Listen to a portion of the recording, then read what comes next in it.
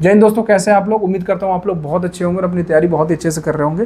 तो जैसा कि आप सब लोग जानते हैं कि यूपी पुलिस के पेपर में आप चंद दिन बचे हैं, 8, 9 और 10 जून को आपका पेपर है। तो आपको लास्ट टाइम पे कुछ बहुत ही ज़रूरी गाइडेंस देना चाहूँगा, अपना पूरा जो एक्सपीरियंस है उसके बिहाफ पे। अदरवाइज़ बहुत सारे ऐसे लोग हैं, मैं बहुत सारे ऐसे लोग को जानता हूँ जो कि बहुत ही अच्छी तैयारी कर रहे थे, उनके मॉक टेस्ट में बहुत ही अच्छा स्कोर उनका बन रहा था, लेकिन लास्ट टाइम पे वो अपने आप को समेट नहीं पाए। ठीक है, लास्ट में ये जो सारी चीज़ें हर जगह चल रही होती हैं उसके चक्कर में पड़ गए और फाइनल पेपर अपना बिगाड़ लिया और अपनी पूरी मेहनत खराब कर ली और लास्ट में दोष देने लगे कि किस्मत ही मेरी खराब है। लेकिन आपको लास्ट टाइम पे किस हिसाब से बिहेव करना है, क्या चीज़ें करने से आपके पेपर में नंबर में वो चीज़ें कन्वर्ट होंगी, वो सारी चीज़ें बताऊंगा। पहले आपको कुछ बहुत ही इंपॉर्टेंट चीज़ें बताऊंगा जो आपको ध्यान में रखनी है। उसके बाद आपको सब्जेक्ट वाइज बताऊंगा कि सब्जेक्ट वाइज इस टाइम पे लास्ट टाइम पे आपकी क्या स्ट्रेटजी रहना चाहिए, किस हिसाब से आपका रिवीजन होना चाहिए। तो चलिए हम लोग वीडियो शुरू करते हैं। इस वीडियो को गलती से भी स्किप मत करना। हम लोग सब्जेक्ट वाइज भी बात करेंगे, उससे पहले कुछ चीज़ें समझ लेते हैं। सबसे पहली चीज़ जो आपको करनी है कि आपको अब नई चीज़ों के चक्कर में नहीं पड़ना है। अभी लास्ट टाइम पे क्या हो रहा है कि कोई मैराथन वीडियो ला रहा है, कोई जो है कोई पीडीएफ दे रहा है आपको, ठीक है, कोई कुछ ला रहा है, कोई लास्ट टाइम पे सीरीज ला रहा है। इन सब के चक्कर में नहीं पढ़ना है, ठीक है, कि इसी में से क्वेश्चन बनेंगे, ये पढ़ लो पास हो जाओगे, ऐसा कुछ नहीं है। वो सारी चीज़ें जो है ना, जो ये लोग मैराथन में दे रहे हैं या फिर टेस्ट सीरीज में दे रहे हैं या फिर कोई पीडीएफ बना के दे रहे हैं, कोई क्वेश्चन बना के दे रहे हैं, ये सारी चीज़ें आपने पढ़ रखी हैं। आप जब उसको पढ़ोगे और अगर आपको वो नया लग रहा है, इसका मतलब आपने अच्छे से रिवीजन नहीं किया है, ठीक है। तो रैदर देन वो सारी चीज़ों पे डिस्ट्रैक्ट होना यूट्यूब पे या फिर सोशल मीडिया पे इस टाइम पे डिस्ट्रैक्ट होने से अच्छा है जो आपने अभी तक पढ़ रखा है उन्हीं को आपको बार बार टारगेट करके रिवीजन करना है। मतलब अगर कोई सब्जेक्ट पकड़ रहे हो तो उसको 2 से ढाई दिन में रिवाइज करके हटाओ। वो थोड़ा थोड़ा वाला प्लान मत बनाओ, अब उतना दिन नहीं बचा है, आगे वो चीज़ें भी डिस्कस करूँगा। तो सबसे पहली चीज़ क्या करनी है, सबसे बड़ी मैच्योरिटी यही है, ठीक है। आपने बार बार देखा होगा कि जो बच्चे सिलेक्ट होते हैं वो बार बार सिलेक्ट होते हैं और जिनका सिलेक्शन नहीं होता है उनका बार बार सिलेक्शन नहीं होता। ऐसा क्यों होता है? क्योंकि ऐसा कुछ नहीं है कि वो बहुत शार्प हैं या फिर कोई बहुत ज़्यादा कंटेंट पढ़ लिए, उनको क्लियर है, ठीक है, वो बहुत कम टाइम में चीज़ें कवर कर लेते हैं या फिर तैयार कर लेते हैं। क्यों? क्योंकि वो फालतू जगह जहाँ आप जैसे लोग या फिर जो इमेच्योर एस्पिरेंट होते हैं जहाँ टाइम वेस्ट करते हैं, वो उनको जानते हैं, वो जगह जानते हैं और वहाँ पर टाइम वेस्ट नहीं करते, ठीक है। तो आप इस चीज़ का ध्यान रखो कि लास्ट टाइम पे आपको कोई भी नई चीज़ के चक्कर में नहीं पड़ना है, ठीक है। आपको अपने जो आपने अभी तक मेहनत कर रखा है, जो आपने अभी तक नोट्स बना रखा है, जो आपने अभी तक मिसलेनियस कॉपी बना रखी है मॉक टेस्ट की, ठीक है, सब्जेक्ट वाइज नोट्स या बुक जो भी आपने हाईलाइट कर रखा है उन्हीं को बार बार रिवाइज करना है विथ मॉक टेस्ट, ठीक है। मॉक टेस्ट देना आपको नहीं छोड़ना है, आपको हर अल्टरनेट डे पे मॉक टेस्ट देना है, रोज मॉक टेस्ट भी मत दो, ठीक है। मॉक टेस्ट इतने टाइम पे दो कि आपकी कंटिन्यूटी बनी रहे, आपकी स्पीड बनी रहे मैथ्स में, आपकी रीजनिंग में लॉजिक बिल्डअप बना रहे, सिली मिस्टेक्स ना हो, ठीक है। प्रेशर हैंडलिंग जो है चीज़ें और प्रेशर हैंडलिंग वाली चीज़ें जो है चलती रहें, ठीक है। ऐसा ना हो कि इतना टाइम इंटरवल रख लो मॉक में कि फिर अचानक आए तो डर लगने लगे। नहीं, हर अल्टरनेट डे पे मॉक टेस्ट दो और अपना रिवीजन करो। लास्ट टाइम पे यही स्ट्रेटजी होनी चाहिए, 70% टाइम अपना रिवीजन करो, 30% टाइम जो है अपना मॉक टेस्ट को दो और उसके एनालिसिस को दो। दूसरी चीज, अभी रिसेंट में 2 एग्जाम्स हुए हैं, एक हुआ है होमगार्ड का पेपर जिसमें पूरा ही जीके था और एक हुआ है आपका लेखपाल का पेपर, ठीक है।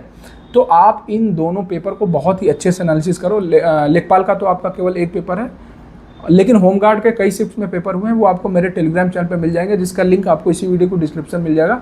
वहाँ से जाके, ठीक है, एक एक क्वेश्चन एनालाइज कर लो जो कॉमन सब्जेक्ट्स हैं, ठीक है, उन टॉपिक्स को नोट कर लो और उन टॉपिक्स को अच्छे से रिवाइज कर लेना। वहाँ से क्वेश्चन दोबारा आने के चांसेस जो है ज़्यादा है। तीसरी चीज़, जो आप मॉक टेस्ट दे रहे हो, बहुत सारे लोग अभी भी ऑनलाइन मॉक टेस्ट दे रहे हैं, तो मैं आपको कहूँगा कि आप भले ऑनलाइन मॉक टेस्ट दे रहे हो लेकिन आंसर को ऑनलाइन टिक जब कर रहे हो उसी के साथ साथ OMR पे भी भरो, क्योंकि OMR भरने में बहुत सारे लोग गलतियाँ करते हैं। मेरे पास यूपीएसआई के एग्जाम के बाद पता नहीं कितने मैसेज आए कि सर मैंने रोल नंबर गलत भर दिया, सर मैंने क्वेश्चन का आंसर एक नीचे किया उसके चक्कर में 3-4 गलत भर दिया।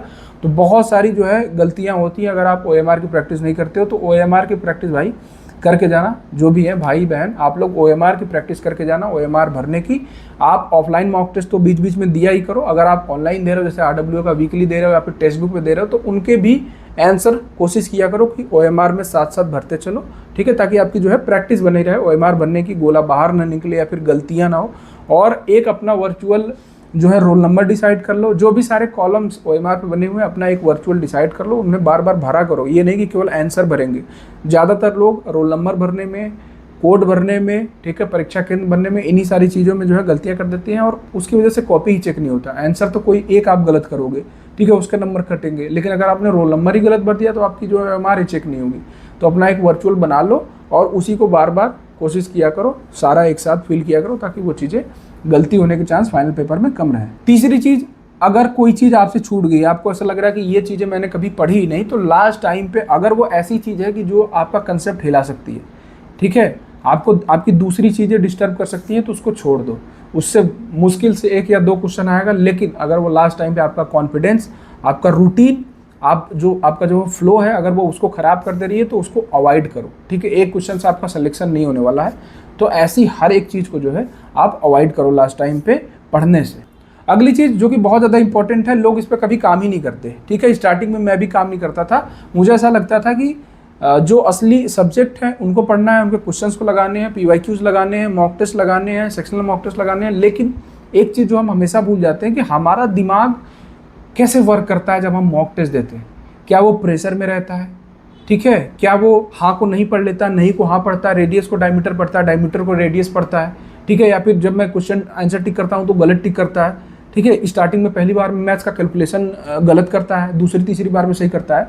तो इन चीज़ों को आप एनालाइज करो और इन पे काम करो, ठीक है, क्योंकि ये आपका पूरा पेपर बिगाड़ सकती है, ठीक है। तो हमें अपने दिमाग में, हमें अपने साइकोलॉजी को भी समझना है, जो कि मैक्सिमम लोग इस पर कभी ध्यान ही नहीं देते और बाद में किस्मत को दोष देते रहते हैं। तो किस्मत तो ठीक है, कहीं ना कहीं वो चीज़ है जो हमारे बस में नहीं है। जैसे अभी पेपर लीक का मामला सामने आ रहा है, या फिर दूसरी चीज़ें हैं जो कि सामने आती हैं, वो तो हमारे बस में नहीं है, लेकिन ये सारी चीज़ें एग्ज़ाम का ही हिस्सा है, ठीक है। ये तैयारी का ही हिस्सा है कि आपको अपने दिमाग पे, आपको अपने मनोविज्ञान पे कंट्रोल करना है, और ये धीरे धीरे होगा। अगर आपको हाँ का नहीं दिखता है, तो जब आपको हाँ नहीं दिखे तो वहाँ पे रुको, ठहरो, ठीक है, वहाँ पे समय दो, तब जाके वो धीरे धीरे चीज़ें सही होंगी। अगर आपको लगता है कि मैं कैलकुलेशन तेज़ी करने में बहुत गड़बड़ियाँ करता हूँ, तो जब वैसा कैलकुलेशन आए तो एक बार रुको, तुम्हारा दिमाग तुमको अलर्ट करेगा, फिर ठीक है आराम से करो, 10-15 सेकंड वेस्ट करो। लेकिन अगर आप ये नहीं करोगे अभी मॉक टेस्ट में, तो ये सीधे चीज़ें जाके फाइनल पेपर में होंगी और पेपर बिगाड़ के आओगे। फिर आप आके कहोगे कि मैंने जो है 150 में से 135 प्लस कर दिए।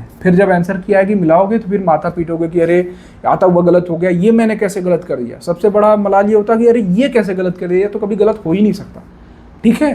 तो इन चीज़ों पर ध्यान रखना, मनोविज्ञान पर अभी से कंट्रोल करना सीख लो। अभी भी आप लगभग 8 से 10 मार्क दोगे एग्जाम तक, तो इस पे जो है आप अपना कंट्रोल कर सकते हो, ताकि मेन पेपर में जो भी आप सिली मिस्टेक्स करते हो, वो जब आप वो करने जाओ तो आपका दिमाग आपको अलर्ट करे कि नहीं तुम ऐसे जगहों पे गलतियां करते हो, तो ध्यान से चलो। अगली चीज़, लास्ट टाइम पे मॉक टेस्ट देने का तरीका मत बदलना, ठीक है, पैटर्न मत बदलना। बहुत लोग करते हैं, सब्जेक्ट का पैटर्न आगे पीछे कर देते हैं, ट्राई करने लगते हैं नई नई चीज़, मत करना, ठीक है। अगर आपका इस टाइम पे कॉन्फिडेंस चला गया ना, एक पेपर खराब होगा ना, तो अगले 2 मॉक टेस्ट को जो है वो डिस्टर्ब कर देगा, ठीक है। 1 हफ्ता लग जाएगा आपको रिकवर होने में, ठीक है। तो ऐसा बिल्कुल भी कोई गलती मत करना। लास्ट टाइम पे कोई भी चीज़, कोई भी अपना रूटीन, कोई भी ऐसी चीज़ें डिस्टर्ब करने की ज़रूरत नहीं है जिससे आपका कॉन्फिडेंस गिर जाए, क्योंकि कॉन्फिडेंस ही अल्टीमेट मैटर करता है, ठीक है। लास्ट टाइम पे ये भी मैं आपको बता रहा हूँ कि बहुत सारे लोग क्या कर रहे हैं कि रात दिन वाला चक्कर है। बहुत सारे लोग रात में पढ़ते हैं, रात में मॉक टेस्ट देते हैं, दिन में सोते हैं। तो अब अपना वो वाला शेड्यूल भी बदल लो, ठीक है, क्योंकि आपका एग्जाम होगा दिन में, और हमारा ब्रेन होता है, हमारी एक साइकोलॉजिकल क्लॉक होती है, ब्रेन क्लॉक होती है, ठीक है, वो चीज़ों को उस हिसाब से एक्सेप्ट कर लेती है। तो उस दिन भी हो सकता है आपको एक तो प्रेशर, पेपर का प्रेशर, तो शायद नींद ना लगे, और अगर आप बिना सोए जाओगे, या फिर आपका रूटीन ही डिस्टर्ब है, आपको दिन में सोने की आदत है, या फिर दोपहर में खा के सोने की आदत है, तो आपका जो है दिमाग उस टाइम पे अच्छे से वर्क नहीं करेगा, तो आप पेपर अच्छे से नहीं दे पाओगे। तो कोशिश करो कि दिन में अपना पढ़ो, दिन में सोने वाली आदत एकदम खत्म कर दो, ठीक है। दिन में मत सो, बहुत सारे लोग हैं दिन में खाना खा के सोते हैं, तो वो वाली आदत छोड़ दो। सुबह 6 बजे 6:30 बजे अपना उठ जाओ, और शाम को आराम से 10 साढ़े 10 तक सो जाओ रात में, ठीक है। यही शेड्यूल आपको टिल योर एग्जाम अपनाना है। अब स्केड्यूल अगर जिसका गड़बड़ है वो उसको सही कर ले, और हाँ, जो चीज़ें मैंने अभी आपको बताई, कोई भी ऐसा चीज़ नहीं करना जिससे आपका कॉन्फिडेंस जो है डिस्टर्ब हो, या फिर कोई भी अपना रूटीन, मतलब रूटीन का मतलब ये नहीं कि सो रहा हूँ दिन में और रात में जग रहा हूँ, तो ये वाला रूटीन सही नहीं करना है। इस रूटीन को जरूर से सही करना है।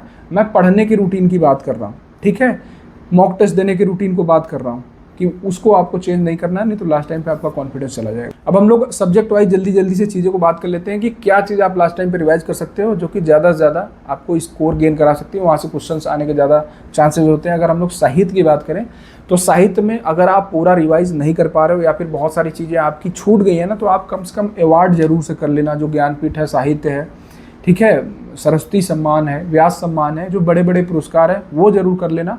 उनके लेखक और उनके जो रचनाएं हैं वो आने के चांसेस जो है ज़्यादा होते हैं। उसी तरह जब ग्रामर की बात करते हैं ना हम लोग, तो ग्रामर में जब आप थ्योरी पढ़ते हो ना तो आपको लगता है सब ठीक है, लेकिन जब आप PYQs लगाते हो ना तो उसी थ्योरी से क्वेश्चन बनते हैं और आपसे होते नहीं है। तो कोशिश करो थ्योरी के साथ साथ 50 से 60 जो है PYQs लगा लो हर जो है चैप्टर के, ताकि जो है वो जो थ्योरी है आपको PYQs के माध्यम से याद हो जाए। और कोई ऐसा जो है अगर एक्सेप्शनल क्वेश्चन बनता है जो कि अंदर से बनता है या फिर कोई चीज़ थ्योरी पढ़ते समय हमसे नेगलेक्ट हो जाती है, तो वो क्वेश्चन के थ्रू जो है हमारी तैयार हो जाए और राजपाल सिंह के बुक में आपको आराम से मिल जाएगी, या फिर आपके पास कोई बुक हो उसमें PYQs तो हर थ्योरी के बाद दिया ही रहता है। रही बात वोकैब की, तो देखो वोकैब का हिसाब किताब ये है कि वोकैब 10 दिन में तैयार होने वाली चीज़ नहीं है। अगर आपने शुरू से ही उसको थोड़ा थोड़ा करके तैयार नहीं किया तो वो लास्ट टाइम पे आपकी तैयार नहीं होगी। बाकी बहुत चांसेस हैं कि आप वोकैब जो है एलिमिनेशन मेथड से सही कर दो, ठीक है। लेकिन लास्ट टाइम पे अगर आप सोचोगे कि वोकैब आपकी एकदम आपकी तैयार नहीं है और वो तैयार हो जाए, जो शब्दकोश कहते हैं जैसे पर्यायवाची हो गया, विलोम हो गया, वाक्यांश के लिए अक्सर, मुहावरे, लोकोक्तियाँ, तत्सम तद्भव, ठीक है, उपसर्ग प्रत्यय, बहुत सारी चीज़ें हैं, देशज विदेशज हैं, आपकी शुद्ध वर्तनी है, तो ये लास्ट टाइम पे उतना वर्क नहीं करेगी।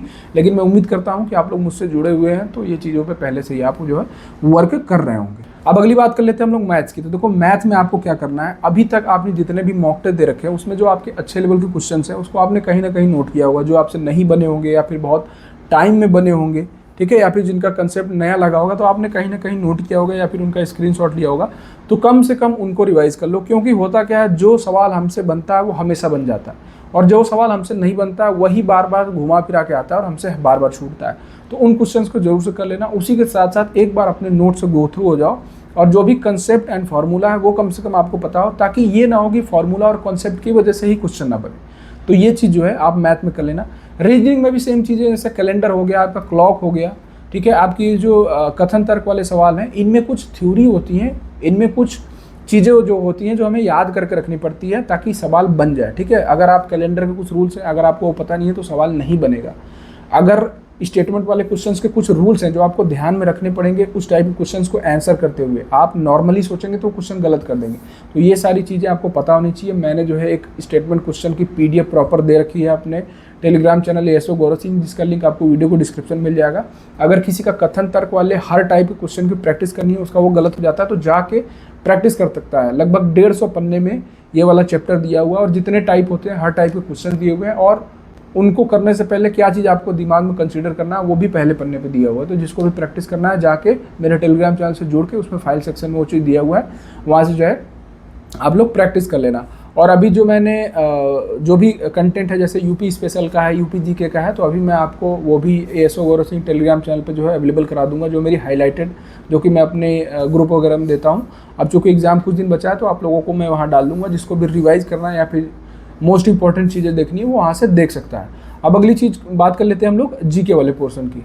अब जीके में बहुत सारी चीज़ें हैं। सबसे पहले मैं आपको कहूँगा पॉलिटी में बेयर आर्टिकल्स देख लें, क्योंकि बेयर आर्टिकल्स लिमिटेड हैं, जो कि इंपॉर्टेंट वाले हैं, जो कि बार बार परीक्षाओं में पूछे जाते हैं और वहाँ से डायरेक्ट क्वेश्चन बनते हैं और बहुत सारे लोग उसको गलत कर देते हैं। तो ये बहुत कम समय में, आधे घंटे 1 घंटे में, मुश्किल से 1 से 1.5 घंटे दोगे तो प्रॉपर आप बेयर आर्टिकल को तैयार कर लोगे, ठीक है। मिसलेनियस क्वेश्चन तो पॉलिटी बहुत डिटेल में बनाया जा सकता है, लेकिन आपके कांस्टेबल पेपर में बहुत ज़्यादा डिटेल में जाकर मिसलेनियस क्वेश्चन नहीं बनाएगा पॉलिटी का। तो आप कम से कम बेयर आर्टिकल अपना कर लेना, ताकि अगर बेयर आर्टिकल्स क्वेश्चन है तो आपका जो है सही हो जाए। अगली चीज़ यूपी जीके वाला। अब देखो यूपी जीके में क्या है ना कि जब आप थ्योरी पढ़ते हो ना तो आपको, जैसे कोई भी चीज़ है, जैसे मैंने आपको हिंदी ग्रामर वाली चीज़ बताई, जब आप थ्योरी पढ़ते हो तो आपको चीज़ें समझ में आती हैं, लेकिन जब क्वेश्चन बनता है ना तो ऐसा लगता है यार ये तो पढ़ा ही नहीं, जबकि होती वहीं पे है। लेकिन हमारा दिमाग रिटेन करता है, जैसे 100 चीज़ें पढ़ें तो हमारा दिमाग 30 से 40 चीज़ों को रिटेन करता है। 100% पढ़ें तो 30 से 40 चीज़ों को पहली बार में रिटेन करता है, ये नेचर होता है। लेकिन जब आप क्वेश्चन के थ्रू जाते हो तभी आप जो है 1 क्वेश्चन, 2 क्वेश्चन, 3 क्वेश्चन जब नया देखते हो तो आपका रिटेंशन रेट जो है उस चैप्टर में बढ़ता जाता है। तो इसी तरीके से यूपीजी के है, आप अगर थ्योरी चैप्टर वाइज किए हो तो आप जो है कोशिश करना कि इसके PYQs जो आए हुए हैं ना, जो MCQ इसके मिल जाए, PYQs मिल जाए, वो भी कर लेना। उनके रिपीट होने के भी चांसेस ज़्यादा होते हैं, क्योंकि किसी भी चैप्टर में लिमिटेड क्वेश्चंस बन सकते हैं जो अच्छे होते हैं और वही बार बार रिपीट करते हैं, और ऊपर से थ्योरी में अगर कुछ छूट गया तो वहाँ से आपका तैयार भी हो जाएगा। इसी तरीके से यूपीपी स्पेशल की बात करें तो यूपीपी स्पेशल के भी जो टॉपिक्स हैं उनमें भी आपको ये करना, थ्योरी के साथ साथ अगर आप थ्योरी रिवाइज नहीं कर पा रहे हो, आपके पास इतना आप समय नहीं है, तो आप कम से कम इनके MCQs देख लेना चैप्टर वाइज, जो PYQ जो MCQs आए, क्योंकि वो रिपीट होने के चांसेस ज़्यादा होते हैं और उसी के थ्रू आपका थ्योरी तैयार भी हो जाता है और उन थ्योरी में वही वो कुछ पार्ट होते हैं जहाँ से क्वेश्चंस बनते हैं, तो उससे अच्छा है कि अगर समय बहुत ज़्यादा नहीं है तो आप थ्योरी के बजाय जो है आप MCQs और PYQs कर लो। अब हम लोग बात कर लेते हैं जियोग्राफी, हिस्ट्री और इकोनॉमिक्स जैसी चीज़ों का। तो देखो क्या है ना कि अगर आपने स्टार्टिंग से चीज़ें नहीं पढ़ी हैं, ठीक है, अगर आपने जीके को 3 से 4 महीना नहीं दिया है ना, तो लास्ट टाइम पे जीके तैयार होने वाली चीज़ नहीं है, ठीक है। ये हिंदी का कोई चैप्टर नहीं है कि संज्ञा ऐसा और नाम है पढ़ लिया, ठीक है, क्वेश्चन कर लिया और बनने लगे, नहीं। जीके टाइम मांगता है, अगर आपने उसको नहीं दिया है तो फिर आप ये मत सोचो कि आप जीके में बहुत अच्छा परफॉर्म करोगे, ठीक है। लेकिन कुछ चीज़ें हैं जिसको करके चांसेस हैं कि ये डायरेक्टली फंस जाए। जैसे हिस्ट्री में स्वतंत्रता संग्राम वाली चीज़ें हैं, ठीक है, पत्र पत्रिकाएं वाली चीज़ें हैं, कौन सा कमीशन बना था, वो किस लिए बना था, ठीक है। तो ये सारी जो चीज़ें होती हैं, यहाँ से क्वेश्चन ये टेबुलर फॉर्म में आपको लूसेंट वाले बुक में या फिर किसी भी बुक में टेबुलर फॉर्म में जो चीज़ें दी होती हैं वो ज़्यादा इंपॉर्टेंट होती है, वहाँ से डायरेक्ट क्वेश्चन बनते हैं, ठीक है। जैसे तत्वबोधिनी सभा के संस्थापक कौन है, ठीक है।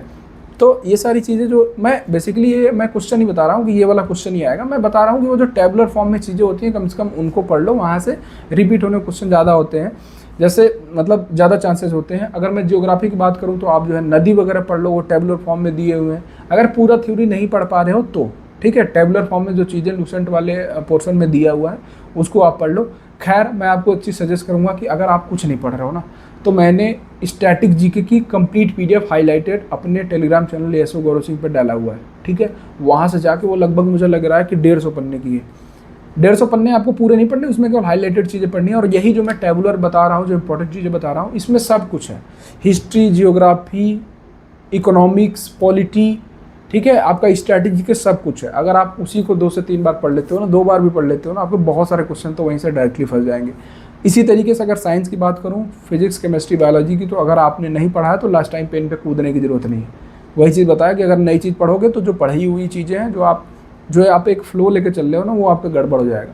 अगर आपने पहले पढ़ रखा है तो आपको पता है कि ये चीज़ें हैं, ये चीज़ें इंपॉर्टेंट है, आप उसको रिवाइज कर लो। अदरवाइज आप साइंस वाले पोर्शन में अब मत कूदो। हालांकि बायोलॉजी से और केमिस्ट्री से क्वेश्चंस पूछे जाते हैं, UPSI में पूछे गए हैं और आपके भी पेपर में पूछे जाएंगे। बाकी इस वीडियो में इतना ही। जो लोग चैनल पर नए हैं या फिर अभी तक चैनल को सब्सक्राइब नहीं किया, सब्सक्राइब कर लो, ये आपका ही चैनल है, मैं भी आप ही में से एक हूँ। वो सारी गलतियां जो मैंने अपने तैयारी के दौरान की है, जो आप लोग अभी कर रहे हो, वो चीज़ें मैं आपको हमेशा टाइम टू टाइम आपको बताता रहूँगा, समय रहते बताता रहूँगा, ठीक है। और हर एक एग्ज़ाम से रिलेटेड, चाहे वो SSC का एग्ज़ाम हो, चाहे UP के स्टेट का एग्ज़ाम हो, ठीक है। मैंने ऑलमोस्ट सारे एग्ज़ाम्स क्रैक कर रखे हैं। मैंने SSC का भी एग्ज़ाम सीजन निकाल के मैं वो अभी जॉब कर रहा हूँ। मैंने UP के बहुत सारे एग्ज़ाम्स दे रखे हैं, ठीक है। मैं UPSI की जॉब कर चुका हूँ और 10 से ज़्यादा एग्जाम्स क्वालिफाई कर चुका हूँ। तो मेरे जो भी अनुभव है मैं हमेशा आपको शेयर करता रहूँगा, जो भी कंटेंट है मैं आपको देता रहूँगा, जो भी स्ट्रेटजी है, या फिर कल को मैं कोई ग्रुप बनाऊँगा डेडिकेटेड किसी एग्ज़ाम की तैयारी कराने के लिए, ठीक है, डेली टारगेट के लिए, गाइडेंस के लिए, तो उसकी भी इन्फॉर्मेशन मैं अपने यूट्यूब चैनल पर ही देता रहूँगा। फालतू के चैनल बहुत सारे सब्सक्राइब कर लेते हो, कुछ काम के भी कर लो, ठीक है। बाकी मिलते हैं अगली वीडियो में। जय हिंद, जय भारत।